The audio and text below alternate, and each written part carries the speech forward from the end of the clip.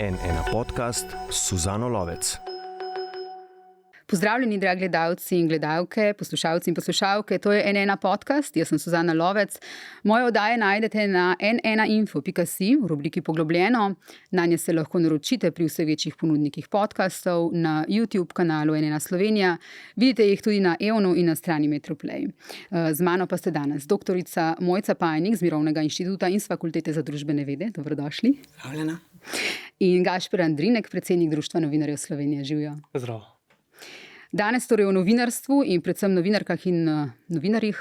Med drugim ravno poteka festival Forward naprej. Pred tednom dni je bila v okviru tega festivala okrogla miza Društva novinarjev Slovenije, na kateri je nastopila tudi doktorica Pajnik, in ta okrogla miza mi je dala kar misliti. Tako da za začetek za ogrevanje na kratko bi vaju prosila, kakšno je novinarstvo v Sloveniji v tem času? Jaz bi rekla, da se sooča z strukturnimi spremembami, z velikimi strukturnimi spremembami, da se dogaja velika koncentracija lastništva, da so finančne težave, s kadrovskimi težavami se novinarstvo sooča. Po eni strani, po drugi strani pa vidimo zelo veliko zavezanost skupnosti, novinarske skupnosti, novinark, novinarjev javnemu interesu. Ne. Vidimo to dvojnost, na eni strani struktura, ki otežuje delo, na drugi strani pa vztrajanje v tem, da javnost potrebuje verodostojne informacije. Po drugi strani bi še lahko seveda se z vsem strinjal, kar je povedala profesorica Pajnik, ampak po drugi strani pa smo nekako tudi v neki situaciji, ki pa ni tako zelo drugačna od drugih, če tako rečem, držav, recimo in kriz po Evropi, po svetu, kjer novinarstvo načrtno in sistematično želijo utišati, ga preganjajo z nekimi tudi sistemskimi in predvsem političnimi močmi. Oblast se zelo, zelo trudi na kakršenkoli način ustaviti to neko neodvisno novinarstvo.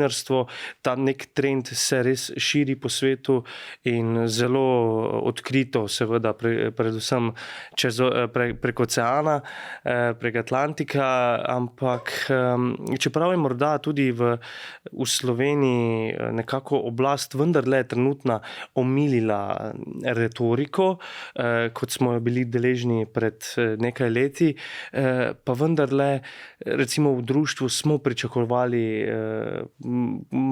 malo več, mogoče poguma pri nekem sistematičnem reševanju. Da se stvari uredijo dolgoročno in bolj sistemsko? Ja, absolutno. Tukaj sem videla včeraj kritični tudi do predloga, do novele, ki jo je vlada sprejela za RTV, ne?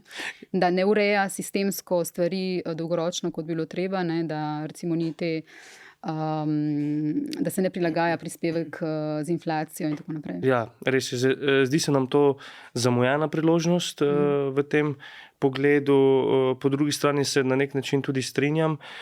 V kratkem odgovoru ministrice, ki je v Odmevih dejala, da ne glede na to, kakšen je zakon, če bo prišla ena oblast, ki bo odkrito sovražna do RTV, bo pač spremenila zakon po svoji meri in ukrojila RTV po svoje. Seveda tega absolutno ne smemo dovoliti, ne javnost, ne novinarska skupnost, kar se je že zgodilo, da je tudi javnost na nek način potrdila tisto novelo zakona o depolitizaciji, tako imenovani.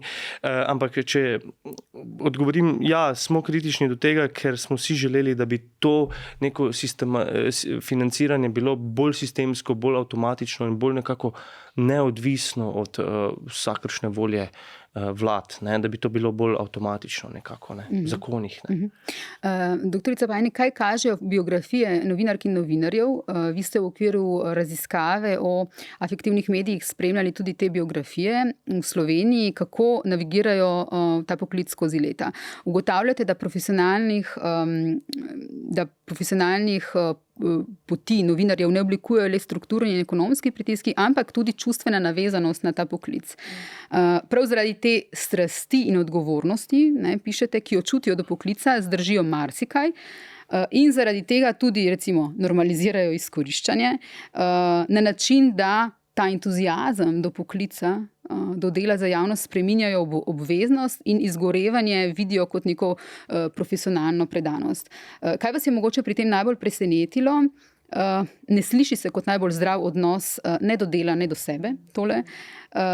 In kako smo v bistvu vse novinarke in novinarji prepletli s temi čustvi, nekaj tako plemenitega v bistvu spremenili v nekaj, kar škodi, ne?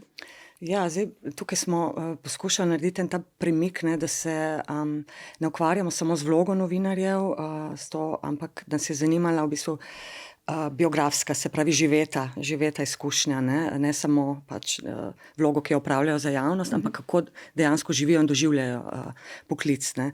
Tako da mislim, v bistvu smo nekako ugotavljali, da so ti poklicni prehodi, ko pogledaš neko trajektorijo posameznega novinarja, novinarke, to biografijo, da so zaznamovani z nekimi čustvenimi pogajanji, ne, se pravi, in da dejansko pogosto ne gre samo za neke karierne odločitve, ne, ampak da gre za precej intimne personalne odločitve. No, to je bila ena tak uvid, ne, in zanimivo je, da skozi vse te biografije, ko so se novinarji in novinarke spominjali začetkov, ne, smo videli res ta želela sem pisati, želela sem prispevati k javni debati, razkrivati krivice. Ne, smo videli ta entuziazem, ki potem skozi leta začne nekoliko bledeti zaradi razmer, v katerih se potem delo odvija. Ne? Se pravi, rutinsko delo, vse več opravilnosti, dolgi delovniki, politični pritiski, lastniški pritiski, ne? Ampak hkrati res se to pokaže, ne, da kljub vsem tem ta vzdržljivost, ne, se pravi zavezanost javnemu, ne, jih pripelje velikokrat do tega, da se pač potrpi, je treba potrpeti. Ne? Ampak dejansko to vodi v izčrpavanje, ne, to se je videlo skozi biografije. Hkrati pa smo tudi videli, da se oblikujejo neka solidarna zavezništva, ne, med novinarji, znotraj uredništev, zunaj njih tudi, ne, tako da nekako se vidi, da manevrirajo ne, skozi vse te težave, nekateri pa tudi izstopijo iz novinarstva, ne, zaradi vseh teh pritiskov. Ne, tako da... Kar nekaj v bistvu teh novinarjev, ki ste jih intervjuvali, so v bistvu že izstopili iz poklica. Zakaj, Gašper, spremljate to, zakaj recimo novinarji izstopajo iz novinarskega poklica? Tega je ogromno v zadnjih letih. Seveda, za marsikoga ni škoda, da je izstopil, odhajajo pa iz novinarstva tudi izjemno kvalitetni novinarji in novinarke. Verjetno na nek način je to za vsakega nekako tudi osebno vprašanje. Ne? To je gotovo tudi razlog tiči v tem, kar ste vse našteli, ne? Kaj vpliva na to neko biografsko pot in vse te okoliščine. Morda je tudi na nek način ta nek premislek, ki se poraja na začetku in ko si entuziastičen, kaj vse boš spremenil, kako na kakšen način spreminjaš družbo, potem pa morda prideš tudi do tega neke ugotovitve, da pa vendarle so ti premiki zelo počasni, da se ne pokažejo takoj in ne vem, po drugi strani bi rekel, da nedvomno je tudi gre za tudi za finančni vidik. Ni več tako zelo perspektivna služba v smislu neke finančne preskrbljenosti, kot je to bila morda nekoč. Ne. Konec koncev tudi to zaupanje v javnosti je zelo padlo. Zakaj se odločajo, morda na drugi strani res čakajo bolj udobne službe, ne? Že ste vi povedali, ne? To je novinarstvo, če ga res delaš s srcem, je celodnevni poklic, ne? 24/7 nekako, ne? Ves čas si nekako na preži za zgodbami in nekje drugje so pač te službe morda celo bolj urejene, od 8 do 4 je čas za potem prosti čas obstaja, je družina, ne, in tako naprej. Znova, zelo posplošujem na nek način. Ne. Vseeno se mi zdi, da so razlogi za te odhode, bi jih pripisal velikokrat zelo osebnim odločitvam, marsikaj drugega je še v ozadju. A vendarle med te ugotovitve, ne, ko ste dejali o skupnosti, ne, o tem, da novinarji še znajo držati skupaj, me pa na nek način veselijo. Me pa na nek način res spodbujajo k temu, da je tudi recimo osnovno sporočilo in nekako temelj društva novinarjev, ne, je to, da smo skupaj najmočnejši v tem nekem smislu zagotavljanju odnosa do javnosti, ne, da vzdržujemo etične standarde, da gojimo ta profesionalizem in ja, da držimo skupaj. Eno izmed naših gesel, mot je novinarji za novinarje. In to se mi zdi zelo pomembno. In če se bo ta trend nadaljeval, ga lahko absolutno samo pozdravljam in podpiram in bi si res želel, da bi se nadaljeval. In oprosti, če sem zdaj morda zašel, ampak recimo samo dodal bi še, kje se je to zdaj izkazalo pred kratkim pri nas.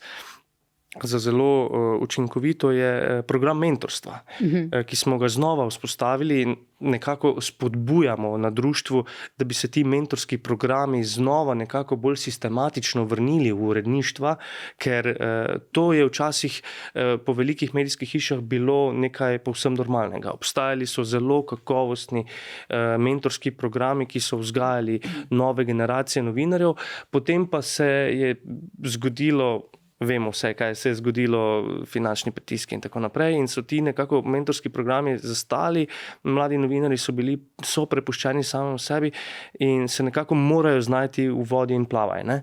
In ravno zaradi tega smo začeli z našim programom mentorstva in se je izkazal za zelo uspešnega, ker društvo ima, med seboj imamo ogromno izkušenih članov, ki imajo ogromno znanja, dolgoletnih modrosti, če tako rečem, in so jih pripravljeni deliti z člani, ki šele vstopajo poklic. Konec koncev niti ni treba, da so naši člani, ne? Vse smo povabili k temu mentorskemu programu in izkazal se za zelo uspešnega in le želim si in upam, da bi nadaljevali, predvsem pa si želim, da bi to bil kot nek vzor, nek ta push uredništvom, da bi tudi vzgojili nazaj te mentorske programe. Ne? Morda nisem najbolje odgovoril na tvoje prvo. Ne, si mi pa dal naslednjo istočnico, ne? Ker si rekel v bistvu, da je ta zaupanja javnosti je pa slabo, ne? V medije in novinarje. Valikonova raziskava o zaupanju v institucije in poklice spomladi letos mediji so nizko, RTV sicer nekoliko višje, novinari zelo nizko, za nami so praktično le direktorji, državni uradniki, duhovniki, ministri in politiki. Je pa od zadnje raziskave, so pa novinari malenkost poskočili.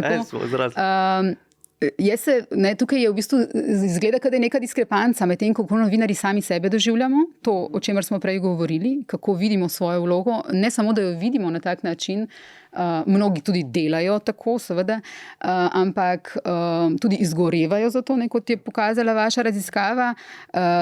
Po drugi strani pa javnost doživlja naš poklic na ta način. Katere novinarje to mislijo, oziroma res je, da je zelo veliko slabega tudi v novinarstvu, ampak ta diskrepanca je tista, zaradi katere bi se morali zamisliti, verjetno. Ne? Ja, mogoče glede vprašanja zaupanja javnosti, kot ste omenili, dejansko raziskave kažejo skozi leta nizko zaupanje. Po drugi strani, ko se pa opremo v samo občinstvo, oziroma v samo javnost in pogledamo bolj podrobno prakse, recimo, če se samo navežem na eno od raziskav, ko smo izvedli fokusne skupine v Ljubljani, Mariboru in v Sloveniji, se pravi naključno izbrane državljanke in državljane, in smo razpravljali o pomenu medijev in o njihovih medijskih praksah. Tam se pokaže malo bolj kompleksna slika. Se pravi, da mogoče samo to, da merimo zaupanje, je to mogoče malo prekratko. Zdaj, kaj zaupanje sploh pomeni? In ko to malo razgrnemo, vidimo, da javnost vendarle zaupa, ampak ima neke svoje epistemske strategije. Zaupa praviloma, kot smo v teh debatah videli, zaupa posameznim novinarjem, izbranim novinarjem, zaupa podpisanim člankom, se pravi, vidimo bi lahko rekli tudi nek zdrav skepticizem, vidimo, da izpostavljajo pomen javnih medijev, da se pravi triangulirajo, se pravi, da iščejo informacije z več virov, se pravi, pogledala bom to, da si bom ustvarila sliko. Torej, javnost vendarle potem skozi te razprave smo videli, da tudi izražajo in artikulirajo zahteve za avtonomno novinarstvo, češ, da je potrebno strukturno poskrbeti za to. Informacije pa pridobivajo, danes vemo, preko družbenih omrežij, tudi preko relevantnih drugih, se pravi, se informiraš skupaj s kolegi, v službi, na delovnem mestu, v družini, se pravi, viri pridobivanja so se zelo razpršili, novinarji niso več en in pač nujno prevladujoč vir, ostaja pa tudi pričakovanje strani javnosti, da ko gre kaj narobe, ko se zgodi kriza, to smo videli recimo v covidu, da vemo, kam je treba iti, po verodostojne informacije. Torej, krizne razmere so takrat v bistvu zelo pokazale povečano rabo potrebo po verodostojnih informacijah. Tako da, na to zaupanje, kot rečeno, vidimo pa seveda, da javnost potem tudi na nekih mitih gradi, recimo tudi cinizem, nezdrav cinizem, se pravi, vsi so isti.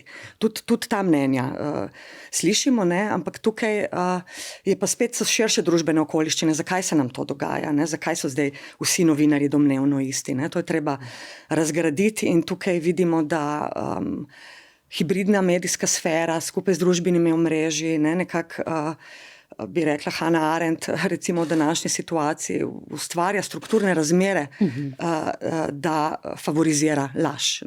In tukaj rabimo novinarje, da povejo, kaj je resnica, da razgrnejo več perspektiv, zato, da si kritična javnost lahko ustvari mnenje, da je kakovostno informirana. Gre za v bistvu gre za članek, ki ga boste objavili v reviji Information, Communication and Society in je še v recenzentskem postopku, to, o čemer ste govorili, da v tem preobilju informacij, s katerimi smo bombardirani, razvije občinstvo v Sloveniji različne strategije, kako do tega postopajo. Ali k temu zaupanju in nezaupanju, ali naredimo sami dovolj novinarstvo kot poklic, novinarstvo, torej društvo novinarjev, ali se pogovarjamo dovolj tudi o napakah, ki jih počnejo novinarji, ali dovolj že vnaprej predvidimo, katere težave bodo nastopile, kje moramo biti bolj previdni in ali v bistvu se dovolj ukvarjamo s tem nezaupanjem, ki ga javnost do neke mere, velike mere kaže do nas.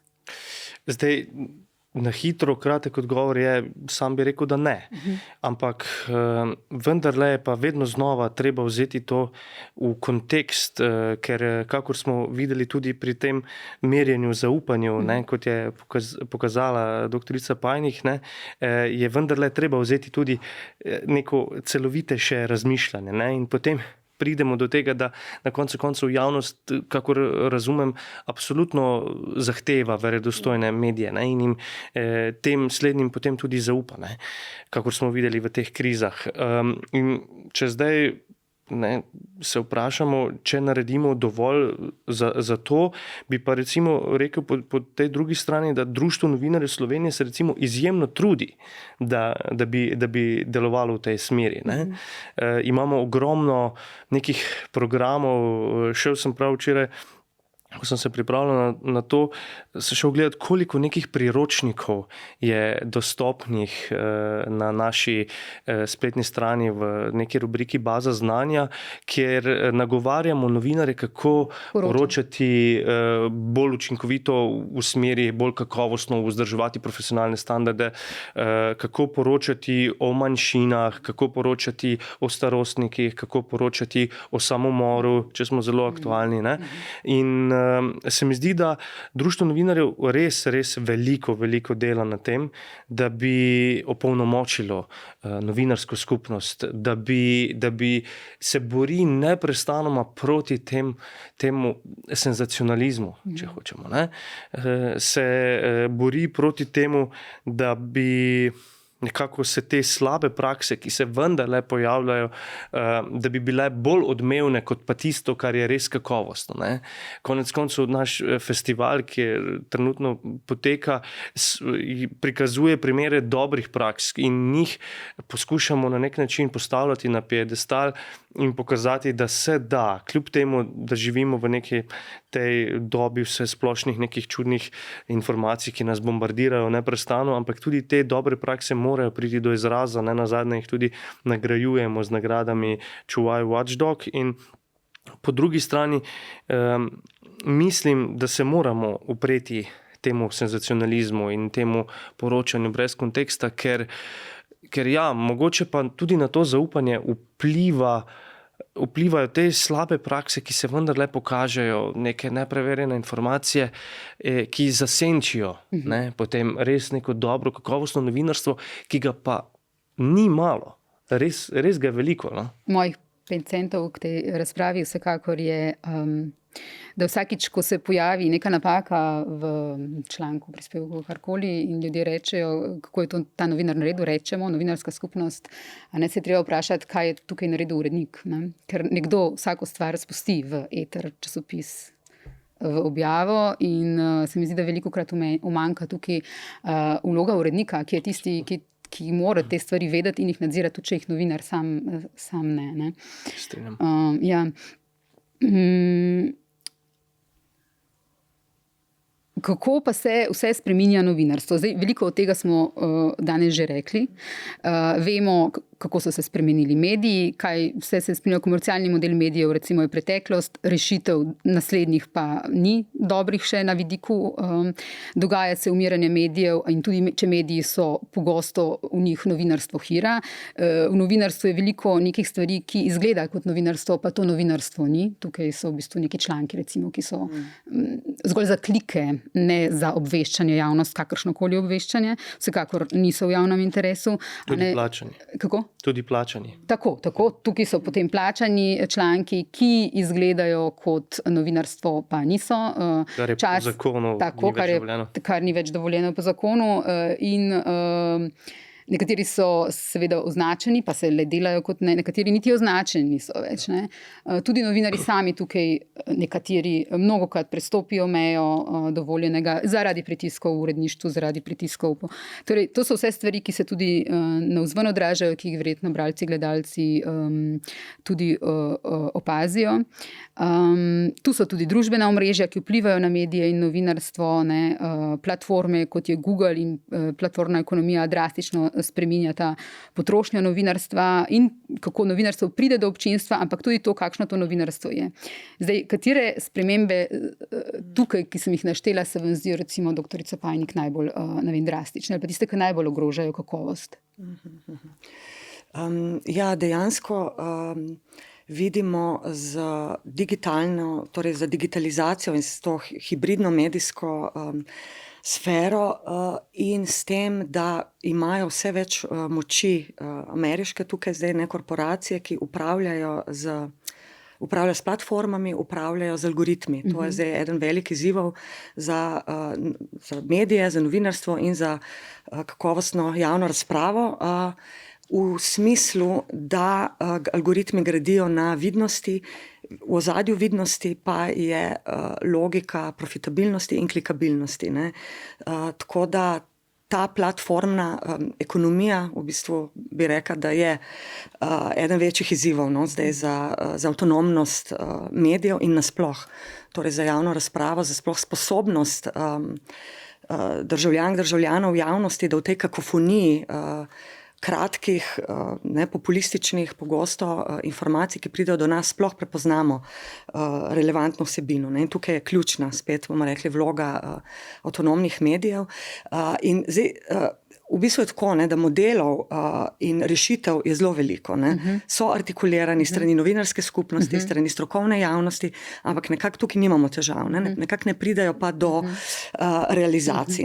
Zaradi spet te sprege, bomo rekli, politike in kapitala. Se pravi, obstajajo ideje o modelih, torej bolj v javno dobro usmerjenega novinarstva, medijev, recimo modeli, ki grejo kontra tem monopolnim, oligopolnim lastniškim mrežam in bi podpirali skupnostno lastništvo, recimo, ali bi pa podpirali javno infrastrukturo, recimo za distribucijo vsebin, ker zdaj so te vsebine prepuščene clickbait algoritmom, ki, kot smo ugotavljali, nekako zelo zožijo, kaj pride, kaj sploh pride. Novinarji lahko producirate zelo veliko informacij, ampak kaj sploh pride do javnosti. Če smem samo, mogoče, da si bojo gledalke in gledalci bolje predstavljali, če govorimo, torej izjemno veliko stvari pride do vas, do gledalcev in poslušalcev in bralcev preko različnih platform. Torej, ali vam Google ponudi, kaj lahko berete, ali vidite to na Facebooku in za tem stojijo algoritmi. In ti algoritmi delujejo na ta način, kot jih je profesorica Pajnik opisala, in tukaj je to, ali je to kakovostno novinarstvo, ali je to nekaj, kar je v javnem interesu povsem irelevantno, ampak šteje povsem nekaj drugega. Zato te platforme v bistvu uničujejo novinarstvo. V bistvu, ja, ko govorimo o teh alternativah, kar ste spraševali, oziroma posledica tega je, da gremo v te mnenjske mehurčke, da smo nekako kanalizirani v mnenjske mehurčke in da praktično sploh, če sem včeraj sprejela neko novico, mi jo bo ponujalo podobno vsebino še naslednje mesece. In praktično javnost tudi ne ve sploh, kako ti algoritmi delujejo. Tako da ta transparentnost algoritmov, netransparentnost je velik problem. In tukaj se mi zdi, da bomo v prihodnje zelo potrebovali tudi spet medije, da bodo razkrivali, kaj je v ozadju te algoritmične strukture.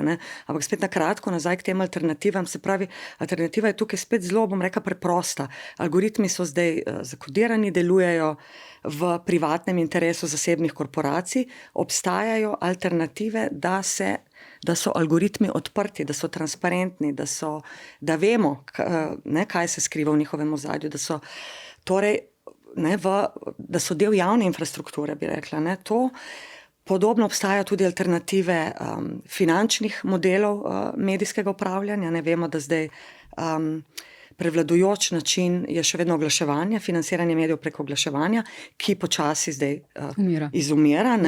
Ampak seveda spet tukaj so modeli preko javnih infrastruktur, preko davčnih regulacij, preko lokalnih partnerstev, recimo na občinski ravni, če govorimo o lokalnih medijev. Skratka, alternativ je veliko, ni problem v idejah. Problem je, da nekako ne pridemo do tega platformnega, da bi uspeli s tem platformnim digitalnim kapitalizmom, ki je naravnan k profitabilnosti, da bi uspeli razdreti in poseči bolj radikalno v regulacijo platform. Jaz bi tukaj, ker smo govorili o občinstvu, o tem, kako upravičeno, kritično v bistvu sprejema novinarstvo in tudi kritično gleda do nas, in se to kaže v tem nezaupanju in vsem teh strategijah, o katerih ste vi prej govorili, bi vrnila žogico nazaj tudi občinstvu, da to, kar nam da razumemo in da je prav, da si želijo dobrega, kvalitetnega, kakovostnega novinarstva, da to terjajo od medijev, ampak da to, kar opazujemo recimo pri tem, ko vidimo, na kaj ljudje klikajo, da v bistvu oni tudi soodločajo, kaj se na koncu producira, ker to, kar vidimo, kaj klika, se klika v bistvu to, kar ta novinarski šit, ki sploh ni novinarstvo včasih. Ja, to se najbolj klika. In da v bistvu afekt, afektivnost. Tako. Torej, to so lahko neke bizarnosti, neka čustva, lahko neke kratke novice, ki v bistvu niti niso novice. Tako da vračam mogoče žogico tudi občinstvu nazaj, da ne bodo pozorni v bistvu, da je prav, da so zahtevni in da ne bodo pozorni tudi na kaj sami klikajo, ker se to pozna in vrača in je v bistvu to pol ta catch-22. v enem izjemnem tekstu za Večer, kjer ste govorili o platformni ekonomiji in povezavi z novinarstvom, ste zapisali tudi k utopistični viziji, govorili ste o teh novih modelih, ki bi morali priti do udejanjanja, pa ne pridejo.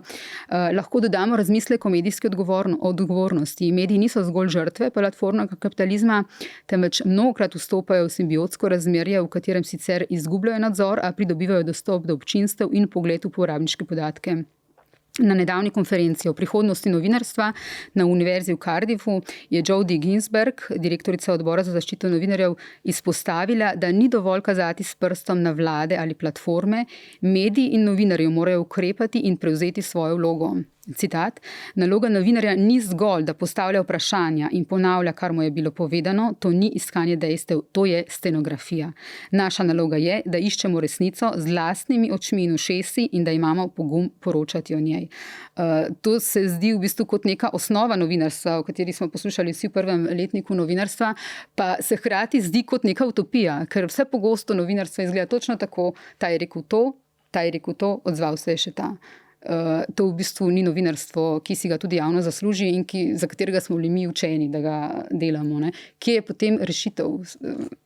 Razumem, so ti neki novi modeli, o katerih ste govorili, ki jih pa še nimamo. Kaj v tem trenutku lahko novinar naredi, če je recimo siljen v neko to, da tako rečem, štanc novinarstvo, za katerega se ni odločil, nad sabo pa ima ne samo urednike, tudi vodstva podjetij, ki želijo torej delati dobička je pa vedno manj v medijih, ker, kot ste rekli, z oglasi prihaja vedno manj denarja v medije. Ja, mogoče se tukaj na kratko vrnem k biografijam, o čemer smo prej govorili, da praviloma tisti, ki vsaj v tem našem manjšem vzorcu, ki so zapustili novinarstvo, so izpostavljali, da niso zapustili v bistvu poklica, ampak so zapustili te razmere, v katerih so delali, in so mnogi med njimi tudi začeli ustanavljati svoje manjše, nišne medijske portale, digitalne medije, To tudi zaradi tega, češ da v tej strukturi niso več našli neke možnosti, da bi kakovostno delovali. Tako da to je bila ena od strategij, recimo, se pravi, kar smo prej govorili, ki je žalostna, zapuščanje poklica, hkrati pa tudi iskanje nekih alternativ. Čeprav tukaj govorimo seveda o nišnih medijih, ni to dolgoročna rešitev, ampak na osebni ravni, ki ste prej izpostavljene, se tudi to dogaja. Potem zelo pomembna je vloga društva, strokovnih združenj, izobraževalnih institucij, da delamo na tem. Zelo me veseli slišati glede mentorstva, ker to smo skozi biografije in pogovore z novinarji videli, da strašno pogrešajo, zlasti mlajša generacija, da ni tega prenosa znanja, skratka delo v samih uredništvih. Pogosto zmanjka časa, ker je treba iti hitro naprej, ker je ta večjo pravilnost, novinarji morajo početi veliko stvari hkrati. Tako da, nekako tukaj so, iskanje pač vztrajanje, tudi bi rekla, znotraj uredništev, premikanje stvari znotraj uredništev, to tudi novinarji počnejo, kot vemo, vidimo se tudi pred uredniškim politikam, če tega ne spodbujajo. Tukaj so ta zavezništva, o katerih sem prej govorila, da jih tudi vidimo tudi v redakcijah veliko negativnih pojavov, šikaniranja, pritiskov in tako naprej, tudi pod temi kapitalskimi vplivi, hkrati pa vidimo tudi solidarizacija. Tako da absolutno, izobraževanje, strokovna podpora in tudi neka samoiniciativa, iskanje tudi nekih strategij, kako uiti ven iz tega primeža samocenzure, v katero se, vidimo, lahko zelo hitro nehote ujamejo.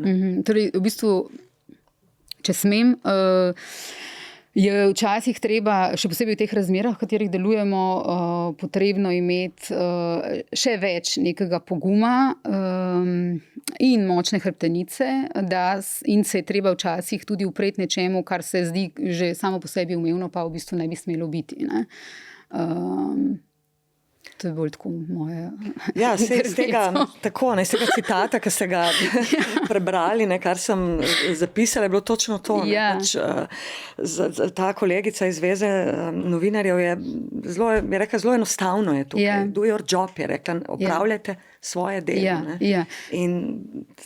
Meni včasih kolegi iz drugih medijev rečejo, Gašper recimo, da ne vem, in potem sem moral to pa to narediti, ali pa smo morali to objaviti. Predvsem tukaj govorimo o kapitalskih pritiskih, niti, ali pa lastniških, niti ne političnih. In potem jaz včasih vprašam, zakaj? Si lahko rečeš ne? Ja, ampak včasih že to, da rečeš ne, se tega včasih urednik ali pa novinar ustraši, ampak ta reči ne bi v novinarstvu v bistvu moral biti nek imperativ, ne? Ti ne moreš vsemu reči ja, kar ti naročijo tvoji nadrejeni, ne? Absolutno se z vsem strinjam, samo ker bi res rad dal podporo in v bistvu kredice. Jaz mislim, da bi mogoče doktorica Pajnik morala biti kakšna direktorica kakšnega medija ali kaj, zato ker pač njeni teksti v Večeru so osnova za razumevanje trenutne medijske krajine in medijskega sveta, konec koncev po celem svetu, ker to je nekaj res nadizjemnega. Mislim, da upam, da bo kakšna knjiga ali pa... Dobro, da me ne mika, no. Škoda, na našo škodo in na škodo javnosti. Bi pa vseeno nekaj še drugega izpostavljeno, oziroma ravno to, kar si rekla. Ne? Jaz že kar nekaj let opazujem in ugotavljam, koliko teh nekih vsebin nas obdaja. Ne? Kamorkoli greš, imaš ves čas sabo telefon, pa si na avtobusu, pa si v avtu, pa vse brni, vse teh vsebin je mnogo in k temu prispevamo še mediji sami. Ne? Produciramo nebroj, nešteto vsebin neprestano ves čas. Imamo toliko časopisov, revij, dokumentarnih filmov. Zdaj govorim o dobrih stvarih, ne? Da ne omenjam potem tega šunda, ki je pa še 10-krat večji zraven, ne? In se pravi, k tej neki kakofoniji, v kateri smo se znašli, v bistvu prispevamo tudi sami. Ne? In absolutno mislim, da bi se morali nekako morda vrniti celo nekako nazaj v obdobje, ko je bilo informacij, novic manj. Ne? Se mi zdi, da bi morali, to so te znane prispodobe, ko so se včasih učili, kako je v 18. stoletju človek v celem svojem življenju dobil toliko informacij, kot je bila ena izdaja New York Timesa v 80-ih.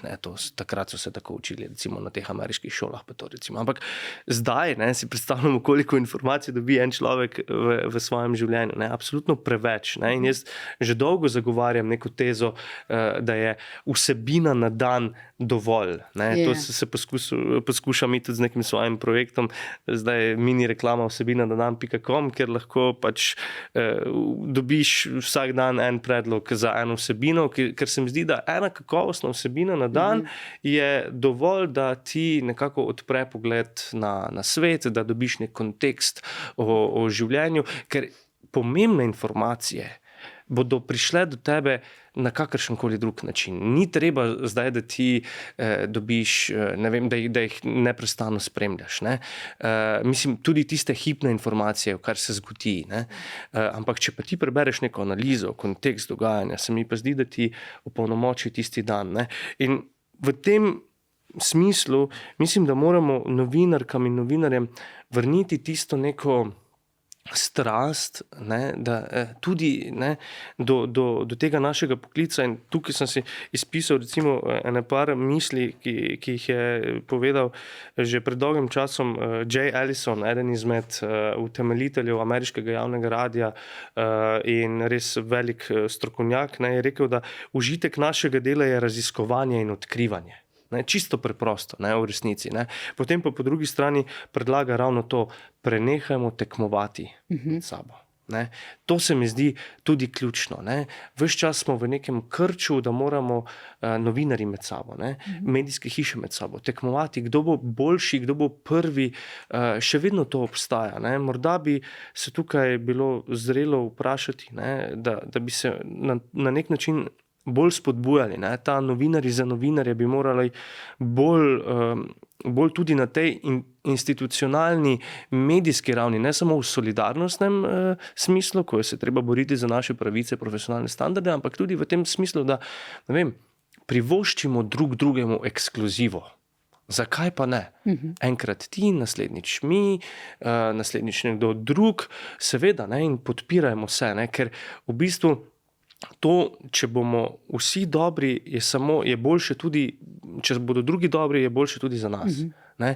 In na vse zadnje pa moramo stremeti k temu, ne, da je naš cilj, ne, pravi še Jay Allison, izboljšanje kakovosti javnega diskurza in družbe kot take. Ne. To se mi zdi nek ključen cilj. Seveda nič novega nisem zdaj povedal, ne. To že ves čas govorimo, ne. Ampak se mi zdi, da to je treba neprestano ponavljati.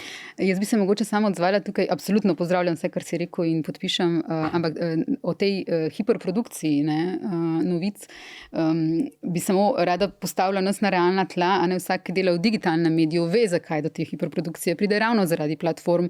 Torej ti v bistvu, če produciraš samo resne, kakovostne novice in jih produciraš le nekaj na dan, v bistvu tebe ne bo zaznal nihče. A ne?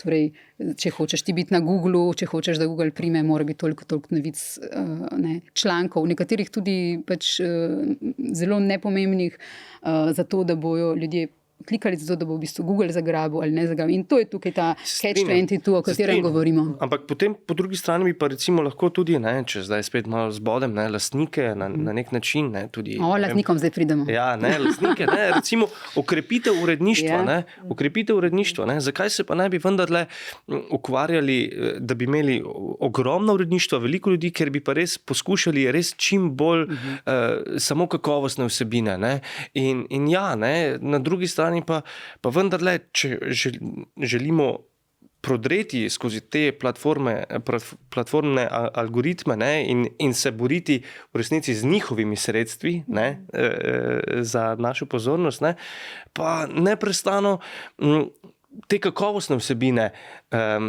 po domače futrali te algoritme. Ne. Sam recimo večkrat zaznavam, da recimo znameniti New Yorker, ne, revija, ne, poobjavljajo in mogoče je to takšen moj algoritem, seveda, članki izpred 5 let. Ne? Zakaj ne? Če je nekaj dobrega, če je nekaj kakovostnega, ne, če je nekaj brezčasnega. Ne?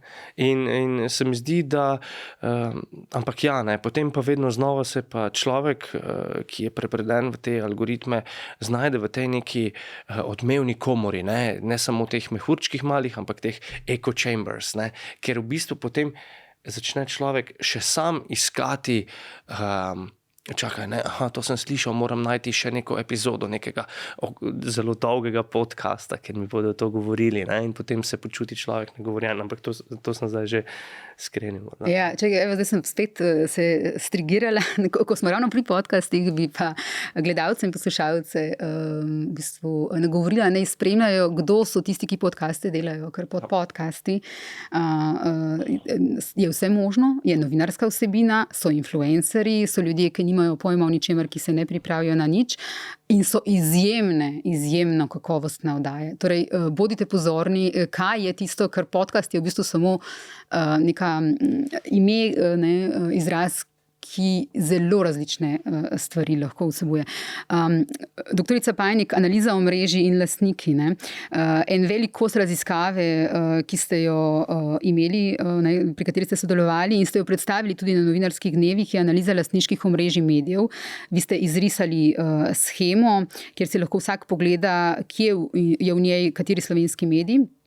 Medijev je vedno več in koncentrirajo se v rokah manjšega števila igralcev. Kje je sfalila slovenska zakonodaja in nadzor? Vi ste gledali stanje do leta 2022 sicer, ampak ta mreža je zelo lepo izrisana.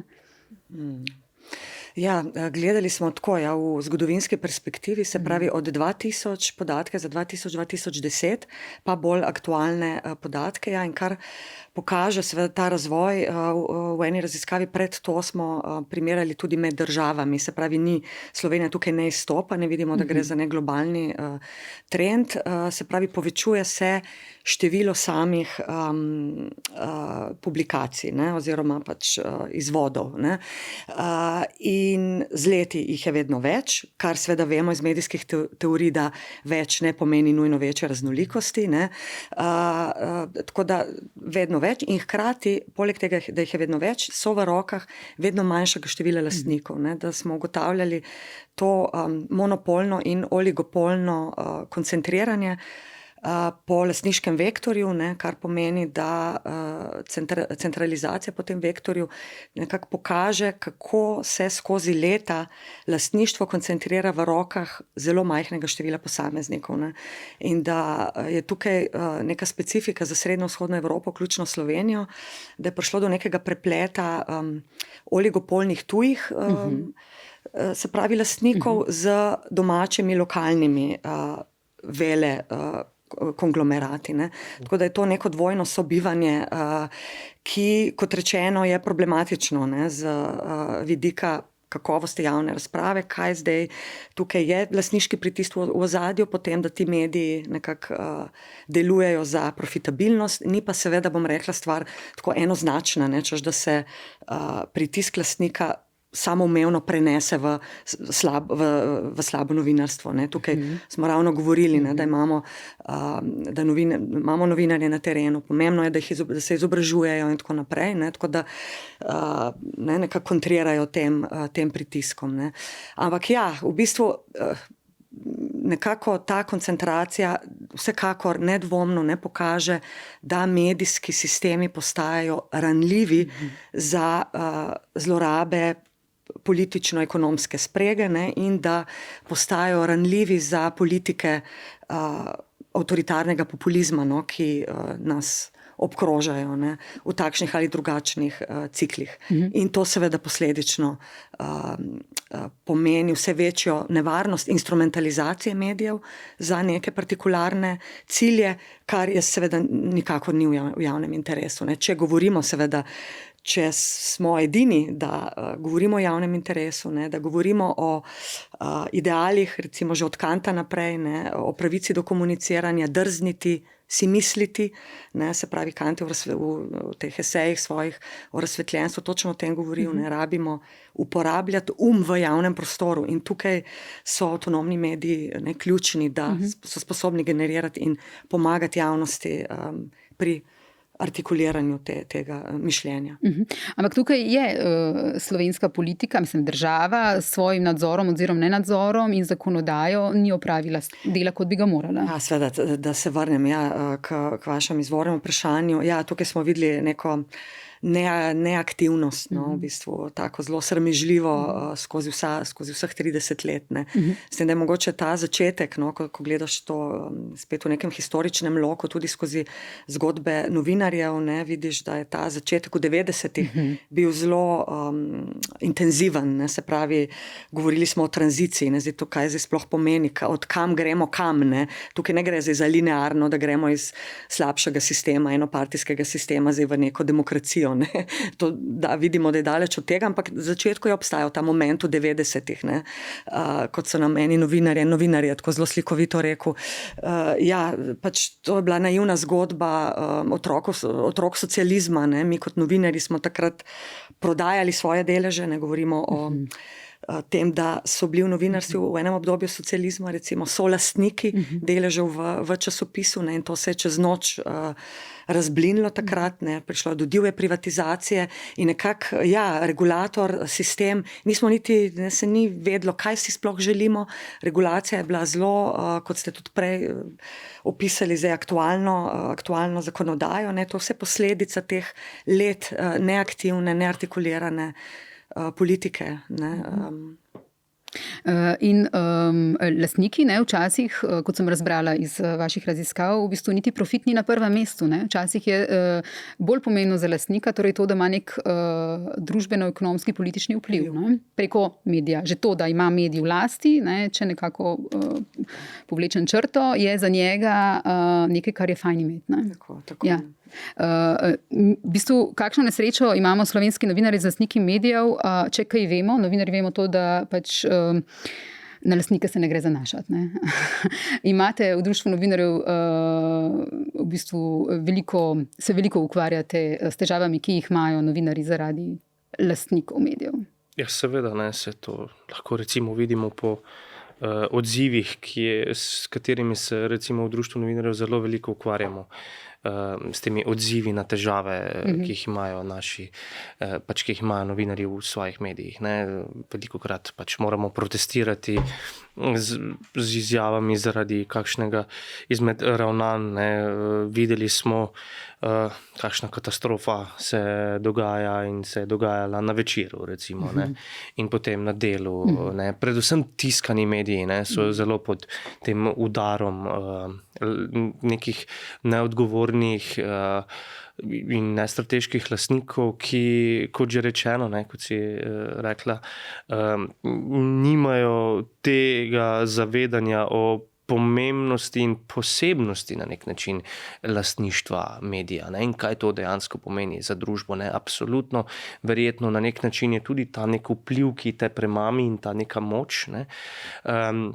Po drugi strani bi si recimo zdaj v bližnji prihodnosti zelo želeli sodelovati na nek način z lastniki oziroma izdajatelji, če tako rečem, ker bi si zelo želeli, da se novinarsko častno razsodišče preoblikuje v medijski svet. Ne, po vzoru številnih drugih držav, ki bi ta medijski svet imel še potem veliko večje pristojnosti na nek način kot novinarsko častno razsodišče. Ne, in tukaj bo treba na nek način tudi najti neko skupno točko z izdajatelji. Ne, neke skupne sinergije, če hočete, ne, ta izjemen narativ. Ampak, in ja, ne, bo treba sodelovati, upamo predvsem, da bomo dobili na drugi strani da bomo uslišani, da bomo dobili, da bodo sprejeli naše ideje, da bodo pripravljeni na to. Res bi si želel, no, da nekako izstopimo iz tega mišljenja, ampak po drugi strani, ko spremljamo to vašo raziskavo, seveda, ne, skrb ostaja prepletena med vsemi, ne, in ta neka skrb predvsem za to neko finančno vzdržnost, ne, za krepitev uredništev, za krepitev delovnih pogojev ostaja, ne, in se ne zmanjšuje in kvečjemu se še krepi. Tisk je seveda pod velikim pritiskom, ne, predvsem kapitala. Se mi zdi pomemben vidik, no, izobraževanje tudi lastnikov, oziroma izdajateljev, ne, to, kar ste omenili. To je nujno, ne, to bi bilo nujno. Tako, ja, da ne gre za lastništvo tovarne, ki proizvaja izdelek izključno, ne, ki se prodaja na trgu, ta profitna logika, ne, tako da to se mi zdi pomemben vidik. Ja. Omenili ste prej v bistvu avtoritarnost in populizem, mislim, da že, ukvarjali ste se s tem raziskovalno. Gledali ste države Avstrija, Madžarska, Slovenija, Turčija v eni od raziskav. Katera je tu, ne, kaj vam kaže ta raziskava, katera je tukaj glavna lekcija za demokracijo? Mislim, da je šlo za leta 2020. Kaj lahko potegnemo tukaj za naprej? Ja, zdaj tukaj, to izhodišče je bila razprava Stewarta Halla še v 70. letih o avtoritarnem populizmu. On je raziskoval takrat obdobje tečerizma, ne, in nekako je ta paralela, ne, da na eni strani imamo ta populistični moment, se pravi oblasti, ki delujejo za ljudi, za dobro ljudstva, in pod pretvezo tega demokratičnega, kvazi demokratičnega momenta oziroma krinke si podrejajo javno infrastrukturo, si podrejajo medije. Ne, tako da to je ta pojem avtoritarnega populizma, ki, ne, tako da bi lahko rekli, od tranzicije smo prišli nekako, ne, v ta obdobje, ko se nekako pojavljajo ciklična obdobja tega. Recimo, ko smo primerjali Slovenijo recimo z Hrvaško, z Madžarsko, s Turčijo, ne, se zelo jasno pokaže, ne, da kot je avtoritarni tip populistične politike na oblasti, recimo v primeru Orbana, v primeru Erdogana, ne v primeru Orbana od leta 2010, bolj globoko posega regulativno, finančno, uredniško v to, kaj se z medijskim sistemom v tej državi dogaja. Ne. In spet, če se vrnem k Hallu, pod krinko pač demokracije. Ne, se dogaja ta popolna, v primeru torej Madžarske, instrumentalizacija medijev za nek politični cilj. Ne. Zdaj v Sloveniji to vidimo pač sporadično. Ne, menjajo se vlade, menjajo se oblasti in vidimo ta apetit v primeru zlasti torej stranke SDS in takrat obdobja teh vlad, kako se je ta apetit v bistvu povečal. Ne. Čeprav, ko gledaš pa triangulacijo oziroma ko gledaš v bistvu ta zgodovinski moment, ne, smo videli recimo v 90-ih, da tudi liberalna demokracija, ne, tako da so bili ti poskusi podrejanja praktično pod vsemi vladami. Ne. Tako da, in vpliv SD-ja na RTV v tranziciji, ne, tudi. Če zdaj mogoče začnemo vleči malo črto po ta pogovor, kaj se vam zdi, kaj trenutno najbolj ogroža kakovostno novinarstvo? Katere so tiste stvari? Se vam tudi še kaj dodala?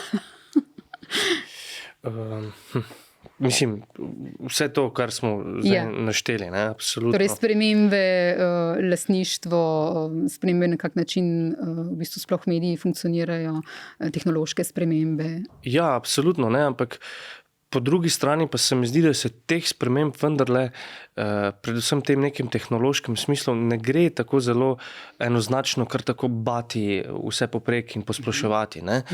Vendarle, recimo, tukaj zagovarjam stališče in mnenje kolegice Nede Dušenović, ki pravi, da mladi, ne, ki prihajajo, ne, mi mediji moramo biti prisotni tam, kjer so. Ne? Pač treba iti na platforme in jim tam razlagati. Ne?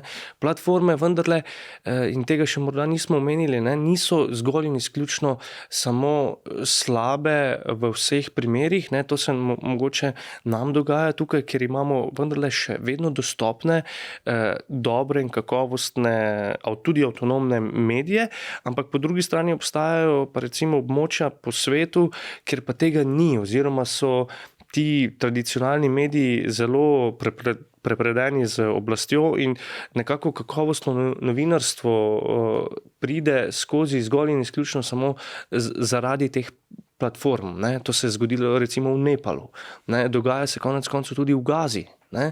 Ker so poskušali lokalni novinarji več ali manj prek platform opozarjati na katastrofo, ki se dogaja. Ne? Tukaj bi recimo spomnil na zelo pomembno tezo, ki ste jo tudi vi zapisali v Večeru, ne? Ta dekolonialno novinarstvo, ne? Se zdaj vedno znova in se mi zdi, da ga je treba recimo okrepiti in jim dati vso podporo novinarjem. Ne? Vidimo v Sudanu praktično novinarjev ni, ne? In jih je treba na nek način opolnomočiti tudi lokalno prebivalstvo, da se začne, ne, da nam oni dejansko povedo, kaj se tam dogaja, ne, da pridemo mi in povemo, ne, in pokažemo, kaj ogroža trenutno novinarstvo. Mislim, vse to nedvomno, ampak če pa bi vendarle zaključil, mislim, če smo že tam, ampak mene pa vseeno nekako idealist ostajam. No, morda sem premalo časa v tem poklicu in se ne spomnim vseh teh stvari, ki so se dogajale v tranziciji, ampak po drugi strani in še nisem tam, kjer bi ta entuziazem začel ugašati, ne, po tej biografiji, ne, čeprav se vendarle zavedam pomembnosti prostega časa in časa za družino.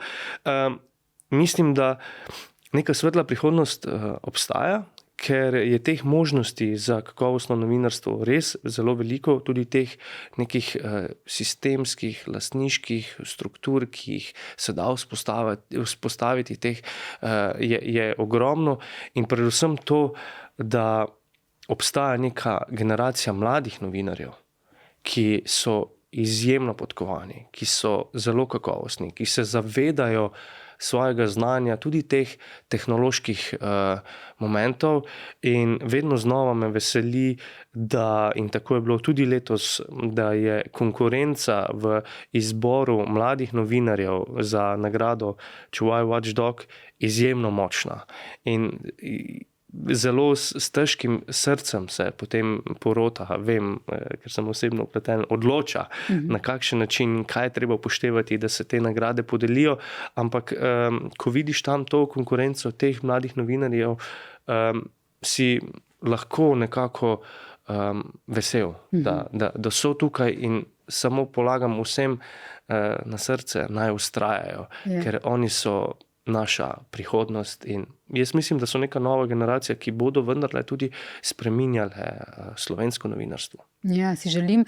In jaz pa polagam na srce urednikom in njihovim šefom, da naj skrbijo za te ljudi. Točno to. Torej, da jih ne zatrejo z tem, da morajo producirati neke... In naj vse naredijo za to, da ostanejo v tem poklicu. Tako. To je treba ves čas, ker nič ni samoumevnega. Ker se mi zdi, da mladi pa bodo morda to biografijo zdaj še toliko hitreje recimo spoznali, glej, če se tukaj ne bom dobro počutil, oprosti, pač obstaja ogromno drugih služb, kjer si me želijo, kjer me vabijo.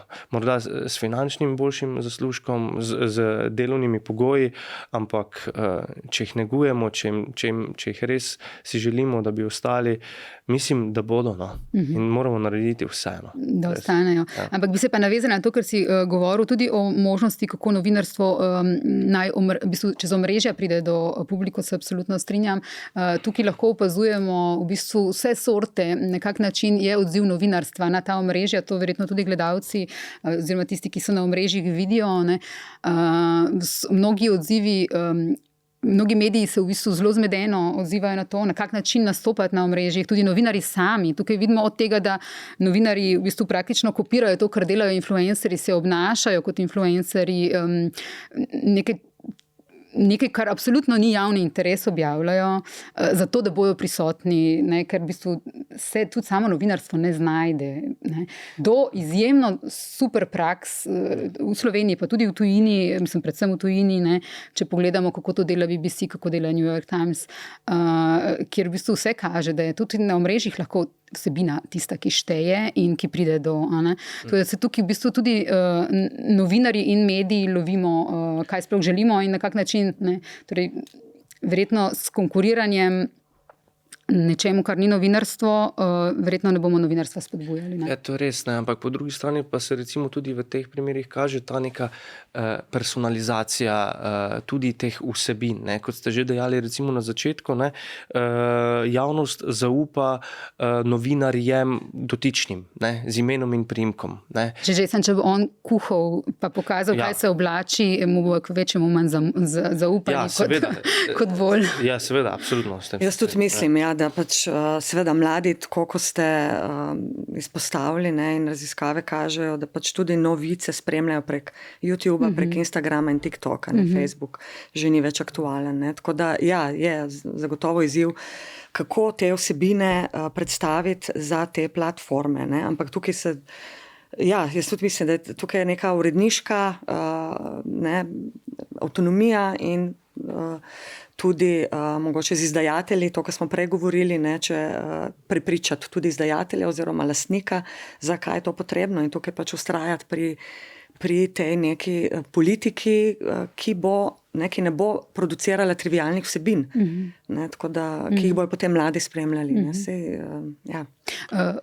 Prosti, povej. Ne, mislim, razmišljam samo še o tem, morda tudi konec koncev, tudi ta nek vse splošni premislek potrebuje družba celotna, kam gre v tem nekem vse splošnem kaosu teh kriz, ki so nas prevzele in se kar ne neha in vedno znova se pojavljajo.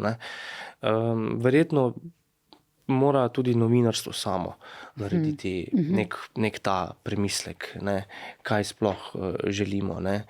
In morda se moramo res osredotočiti in nekako stopiti vendarle še bolj povezano konec koncev k javnosti, poslušalcem gledalcem, bralcem.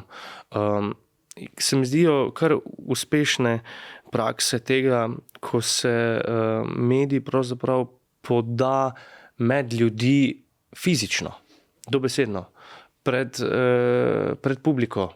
Ne vem, morda bi ta podcast morali snemati pred publiko, ne? In spraševati non-stop poslušalce, pa kaj si želite, pa kaj vas moti. Ne? Po drugi strani, ne, pa recimo zagovarjam tudi tezo, ki jo je spostavil recimo Rob Rosenthal, tudi pri vas je imel intervju. Poglobljeno. Ja, res je.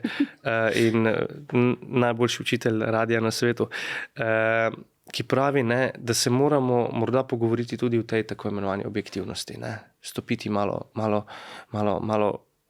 ven in pokazati dejansko včasih tudi, kaj je prav in kaj ni. Ne. Ker vseh informacij ne moremo pustiti samo na plano, ker potem se ti zgodi to, da se lahko ljudje odločajo med res ekstremističnimi idejami. Ne? Ja, torej Rob Rosenthal, če lahko malo ga povzamem, ne, pravi, da če slon stoji miši na repu, ni objektivno novinarstvo, da poročaš, slon stoji miši na repu, ampak da rečeš še kaj več, oziroma da sploh poročaš o tem na tak način, kot je treba, da opozarjaš v bistvu na neke razlike, na nepravilnosti, ne, to zdaj že malo jaz vlečem svoje besede ven, ampak to nekako je bila njegova premisa. Zdaj se nekako premikamo k rešitvam za kakovostno novinarstvo. Nekaj smo že rekli na tem podcastu, kar nekaj teh modelov, ki bi prinesli več novinarstva in manj šita, ne, ste vi že omenili, ampak kako to spravimo v delovanja. Ne? Recimo pred nekaj meseci je bil tukaj moj gost, profesor Splihal z Fakultete za družbene vede. On je recimo dal tudi en konkreten predlog, ne, da bi država morala seveda zagotavljati to kakovostno novinarstvo, ampak se pri tem samo omiti. Torej država ne bi s tem nič smela imeti, morala pa bi to financirati. Ne? On je predlagal recimo rešitev po vzoru agencije na področju raziskovanja, da bi lahko obstajala neka podobna agencija, kot je recimo Aris, za financiranje tega temeljnega novinarstva. To, kar je res novinarstvo, ne tisto, kar Google hoče od nas. Kako torej te rešitve, vi ste jih kar nekaj omenili, spraviti v prakso? Ja, boste še en podcast z odločevalci. Ker mi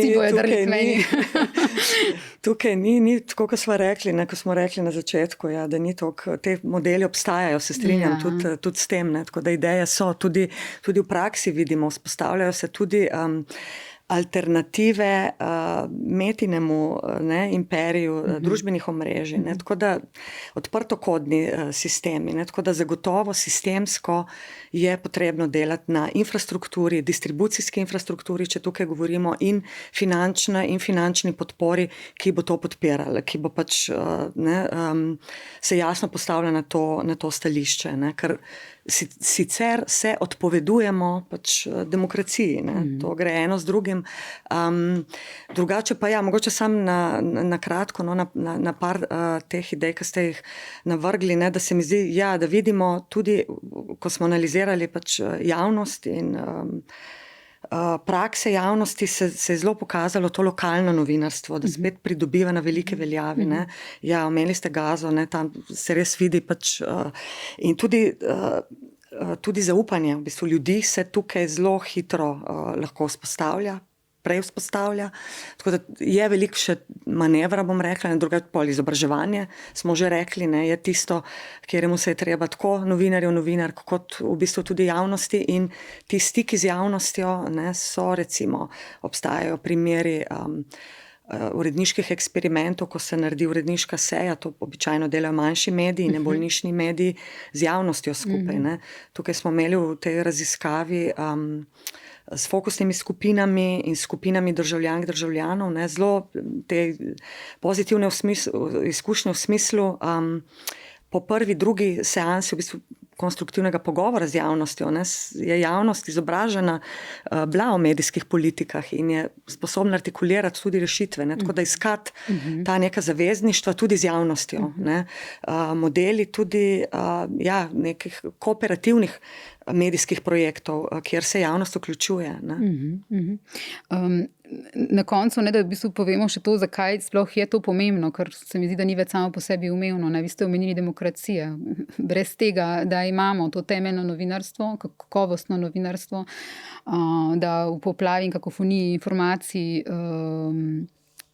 ljudje dobijo kontekst, pravilne informacije. Zato vse to je potrebno, da v bistvu sploh lahko kot javnost odločamo o javnih stvarih. Ne.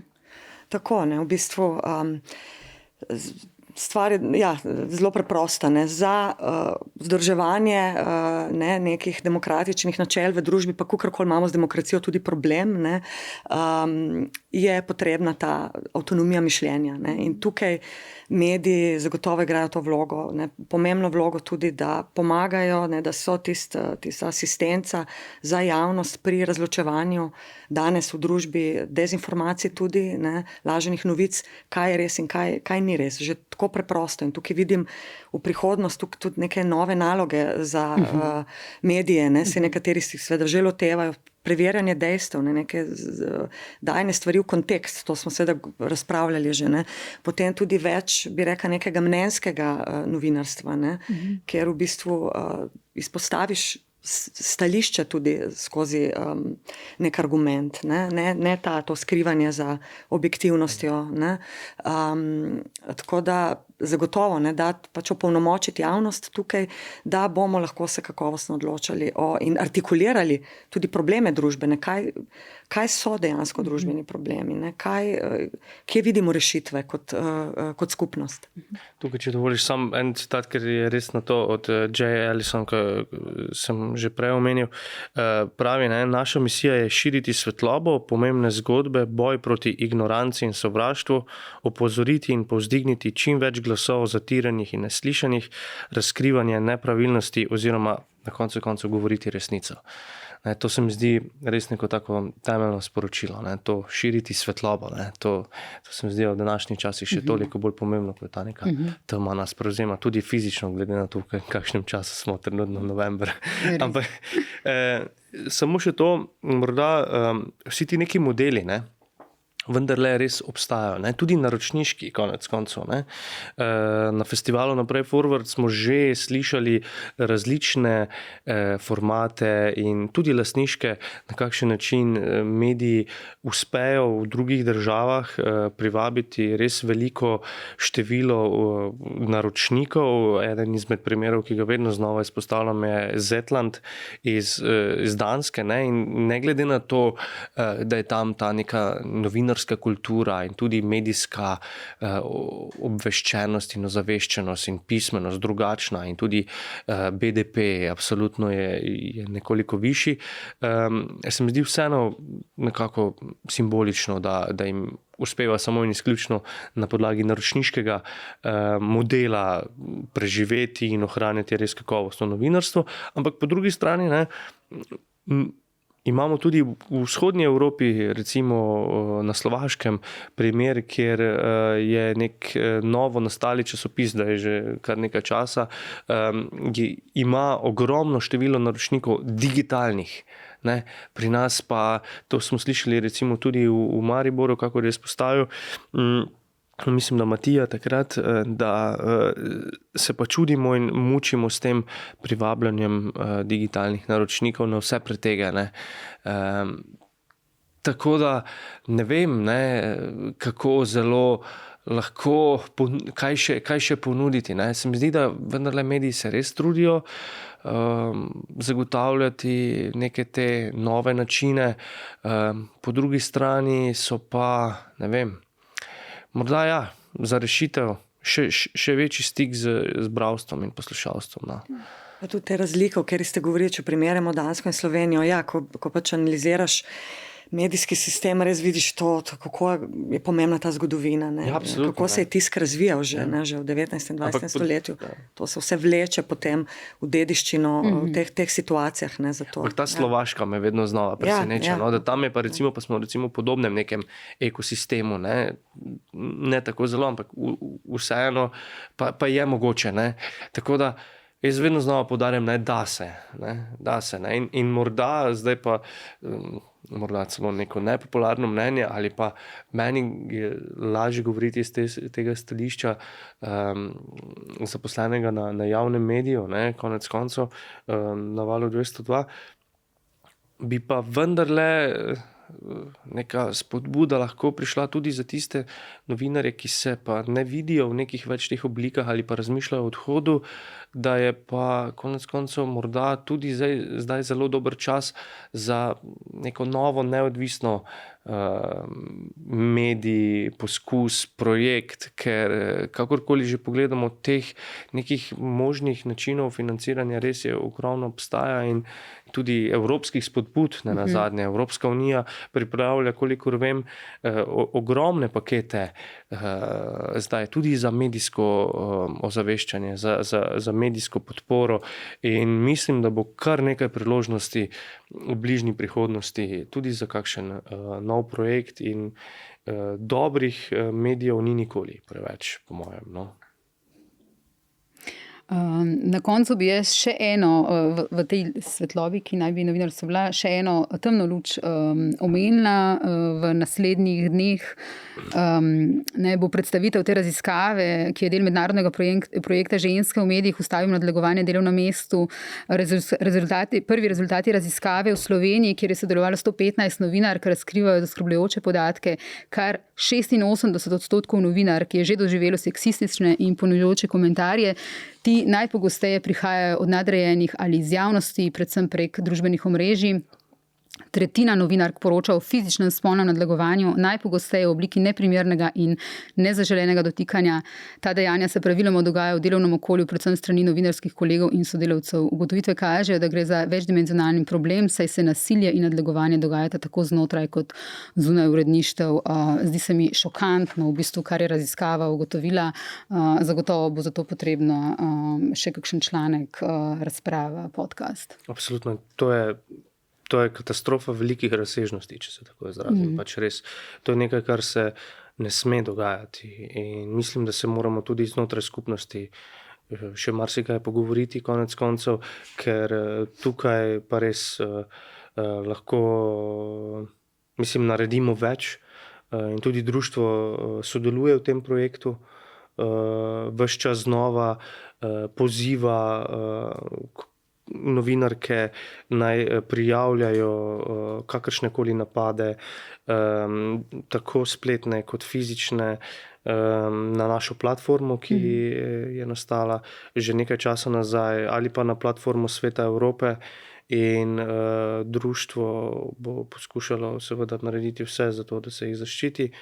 In to je res nekaj, na kar ne bi smeli pristajati in se moramo na vse pretege truditi, da se to konec koncev izkorenini. Hkrati pa 60% novinark poroča, da njihova medijska hiša nima učinkovitih preventivnih mehanizmov, jasnih pravil za zaščito zaposlenih in tukaj je pa treba verjetno ukrepati na sistemski ravni. To je tudi ena izmed stvari, ki jih pripravljamo, več teh delavnic. Ena izmed njih bo že ima tudi nekakšen obfestivalski dogodek, se to dogaja tik pred podelitvijo nagrad. In lahko lahko informacije najdete na naši spletni strani. Pripravljamo točno takšno delavnico in nagovarjamo seveda uredništvo, da preventivno ukrepajo nedvomno. Ja, bi mogoče tle dodala to, da prej sem izpostavila tudi zavezništva znotraj uredništev, ampak to je pa zagotovo druga plat, ki jo tudi v raziskavah opažamo, da so medijska okolja mestoma uredniške hierarhije precej patriarhalne v marsikaterem medijskem okolju in zaznavamo neko obliko, bi lahko rekli temu, strukturnega maskulinizma. Skratka, da gre za visoko kompetitivna okolja, v katerih se novinarke pogosto izpostavljajo, kot da se morajo nenehno dokazovati, se pravi, da gre tudi v bistvu za neko neformalno kulturo, ki je precej maskulina, tako da to je ta negativna plat, zagotovo, ki jo očitno ti podatki potrjujejo. Ne. Ja, ozaveščanje, tudi sankcioniranje kršitev, ne. In to, kar ste omenili, zagotovo na ravni posamičnih medijev imeti tudi zastopnike, zaupnike in pa hkrati tudi, da imajo take dejanje pravne posledice in zakonsko oziroma osnovo, regulativno osnovo. Okay, najlepša hvala obema, da ste bila moja gostja. Me veselilo. Mene tudi. Hvala lepa tudi vam, dragi gledalci in gledalke, poslušalci in poslušalke. Naslednji teden sem spet z vami.